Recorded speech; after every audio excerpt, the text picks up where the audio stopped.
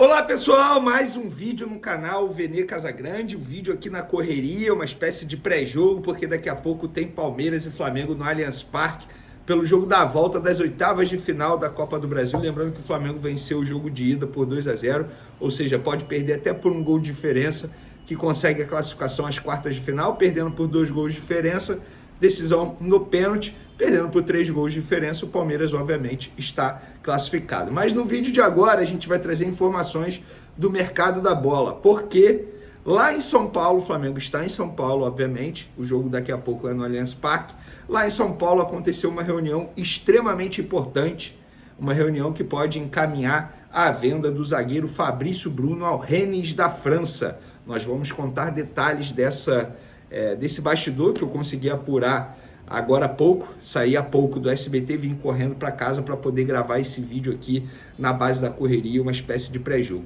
Mas antes de falar sobre isso, queria pedir para você se inscrever no canal, dar o like no vídeo, ativar a notificação, compartilhar o vídeo com os amigos, com as amigas e assim ajudar o canal Vene Casagrande a crescer cada vez mais. Estamos muito próximos de bater aí 340 mil inscritos, uma meta que eu estabeleci para esse mês de agosto. Então eu conto com a sua ajuda para a gente conseguir bater esse número aí extremamente importante para nós aqui do canal Vene Casagrande. Lembrando, sem vocês eu não sou nada. Então a ajuda de vocês é extremamente importante. E se quiser colaborar de maneira financeira, tem o Pix aí na descrição.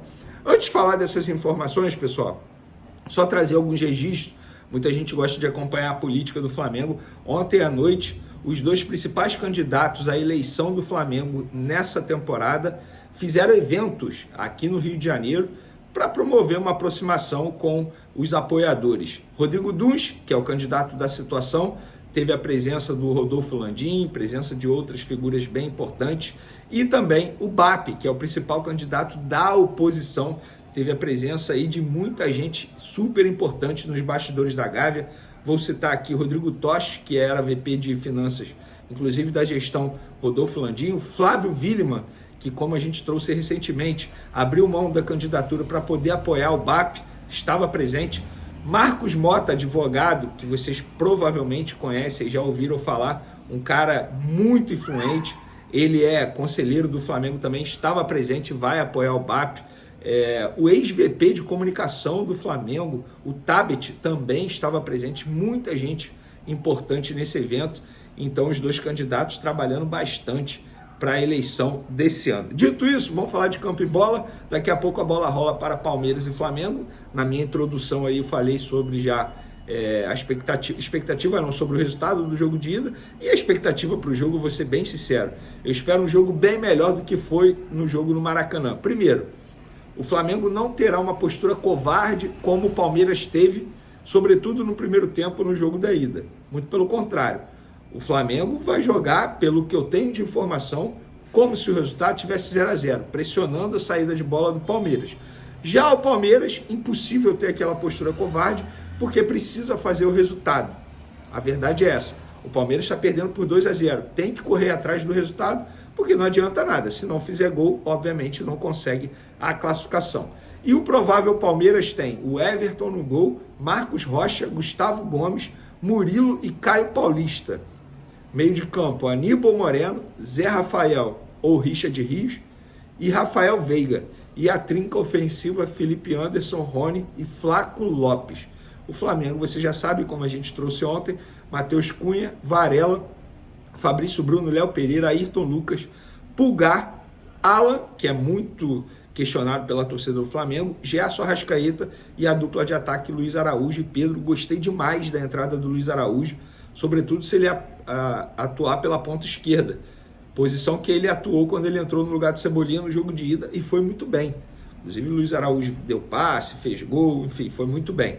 Para esse jogo, o Alan está pendurado, ou seja, se levar o cartão amarelo e o Flamengo se classificar, ele não pode atuar no jogo de ida das quartas de final. E a arbitragem vai ser comandada por Anderson Daronco.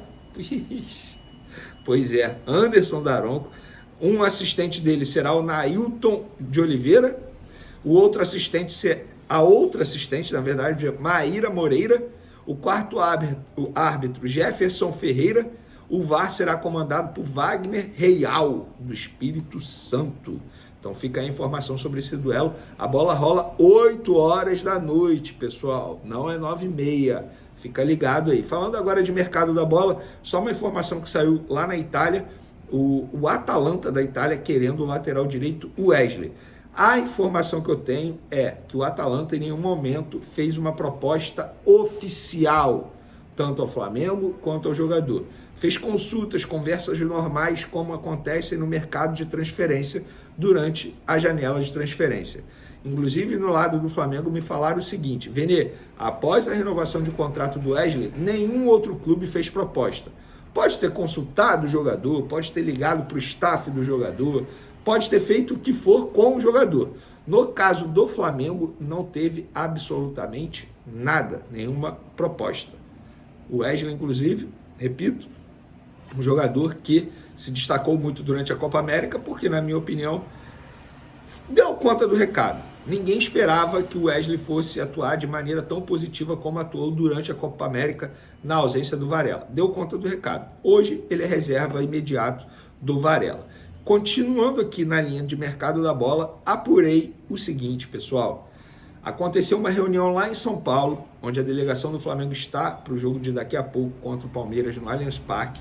Uma reunião entre um dos representantes do Fabrício Bruno, na verdade o principal representante do Fabrício Bruno, é uma empresa que tem uma ótima relação com o Flamengo, digamos assim. É a mesma empresa que agencia o Vinícius Júnior, por exemplo, que agencia outros atletas que já passaram pelo Flamengo. O Fabrício Bruno é um desses atletas agenciados por essa empresa, que hoje, só por curiosidade, tem o Jay-Z como sócio, essa empresa, que é a Rock Nation, tá bom? E o principal representante, Fabrício Bruno, esteve lá no hotel onde a delegação do Flamengo está hospedada em São Paulo e se reuniu com o Flamengo para tratar da venda do jogador ao Rennes da França. Apuração: entre jogador e Rennes, tudo acertado. Base salarial, luvas, enfim, metas em contrato e o tempo de contrato, obviamente, que seriam de 4 anos. A questão é, o Flamengo recusou a primeira proposta do Rennes, relembrando para a audiência rotativa, 12,5 milhões de euros de maneira fixa e 1,5 através de bônus. O Rennes acenou com uma nova proposta. Qual? No mesmo valor daquela proposta que o Flamengo havia aceitado do West Ham. 13,5 milhões de maneira fixa, isso de euros, obviamente, mais 1,5 de bonificação, ou seja, podendo totalizar aí 15 milhões de euros.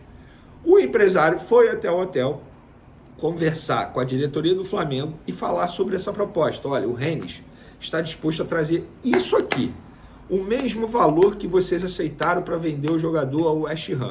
Vene, o Flamengo aceitou vender o jogador para o West Ham, mas ele acabou não indo, porque o Fabrício Bruno, na ocasião, entendeu que financeiramente falando, não valeria a pena para ele.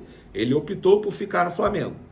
Agora, como eu falei no vídeo de ontem, aconteceu o inverso. O jogador aceitou a proposta do Rennes. Entre Rennes e jogador, Fabrício Bruno, empresários, tudo acertado.